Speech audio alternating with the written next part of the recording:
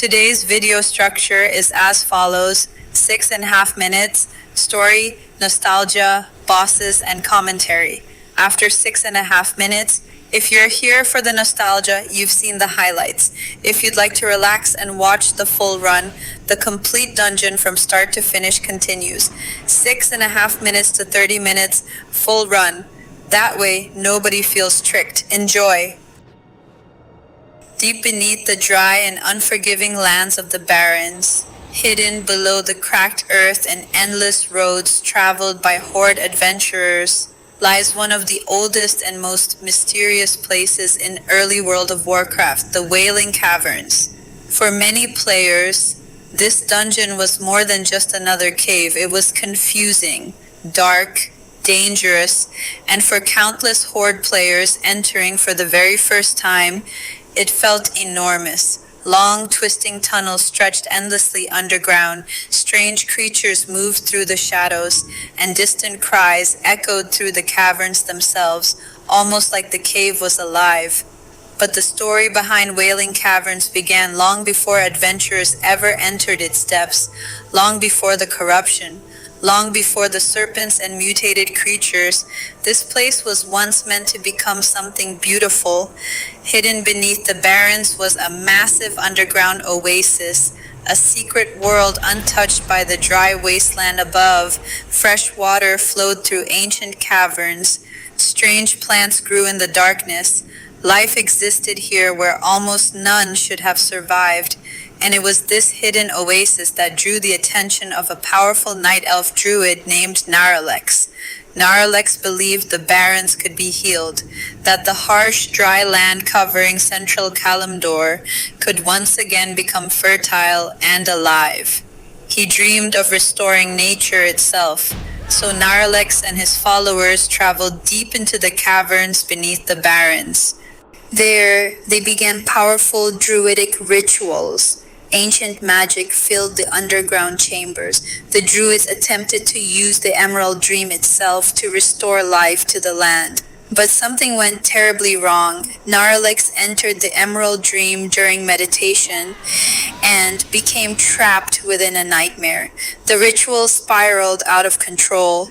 The natural energies inside the caverns twisted into corruption. Plants mutated, creatures became aggressive. Massive deviate beasts began roaming the tunnels. Serpents multiplied throughout the caves. Even the waters themselves felt cursed. The druids lost control of the caverns entirely, and Naralex never woke up. As the corruption spread, strange sounds began echoing through the underground chambers. Low cries, whispers, wailing sounds carried endlessly through the darkness, and eventually, the place became known as the Wailing Caverns for Horde adventurers traveling through the Barrens. Rumors of the caverns spread quickly. Stories told of missing explorers, corrupted druids, mutated creatures hidden beneath the earth, and somewhere deep inside the caverns, Naralex still slept, trapped inside his endless nightmare. For many players in early World of Warcraft, Wailing Caverns became one of the very first true dungeon experiences, and it was unlike anything most players had seen before. This wasn't a simple mine, or a prison, or a castle filled with enemies. This place felt ancient, wild, almost forgotten by the world above. The entrance itself stood hidden among the rocky cliffs of the Barrens, and once players entered, they quickly realized how massive the dungeon truly was. Tunnels split in multiple directions, caves looped back into one another, pools of glowing water stretched through the darkness, huge serpents waded around corners, and almost everyone got lost.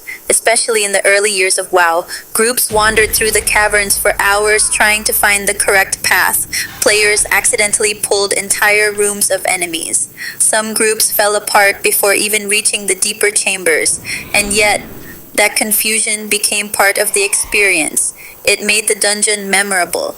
Every group felt like an actual expedition into the unknown. For Horde players especially, the journey to Wailing Caverns became part of classic World of Warcraft history, traveling from Razor Hill, crossing the dry roads of the Barrens, passing through the crossroads with dozens of other players running through town, hearing the music of the Barrens while preparing for the dungeon ahead, then finally reaching the giant cave entrance hidden among the cliffs. For many players, that moment felt like the beginning of a real adventure, and deep within the caverns, players eventually encountered the leaders of the corruption itself, powerful deviant creatures, corrupted druids, ancient threats twisted by the nightmare spreading underground. But the final objective remained the same: protect Naralex, wake him from his endless sleep. The final ritual inside Wailing Caverns became one of the most memorable moments for many early players. As Naralex attempted to awaken, waves of enemies attacked from every direction. Players fought desperately to defend him, and for low-level adventurers still learning the game, it genuinely felt dangerous, especially back then. There were no perfect guides, no optimized dungeon paths, no overpowered gear carrying entire groups. Sometimes players wiped repeatedly, sometimes groups got lost for hours, and sometimes, despite all the frustration, those became the moments players remembered the most.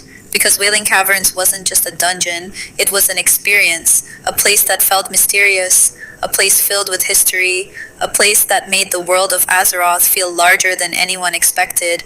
And even today, many players still remember their first journey into the darkness beneath the Barrens, the winding tunnels, the eerie sounds echoing through the caves, the giant serpents, the confusion, the chaos, and the feeling that somewhere deep below the earth, something ancient had gone terribly wrong.